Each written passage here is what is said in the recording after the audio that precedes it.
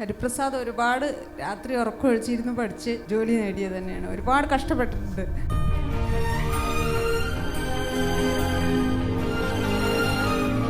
ഒരു ജോലിയാണ് നമുക്ക് ആവശ്യം. ആ ജോലി നേടുന്നതിന് ഡിഗ്രി കഴിഞ്ഞാലും ട്രൈ ചെയ്യാൻ കഴിയും. അങ്ങനെയാണ് അവൻ ഈ റൈസിനെ അന്വേഷിക്കുന്നത്. അങ്ങനെ അവൻ വീട്ടിൽ നിന്ന് ഇവിടെ കോഴിക്കോട് താമസിച്ച് അങ്ങനെ പഠിച്ചിട്ട് കണ്ടെത്തിയതാണ്.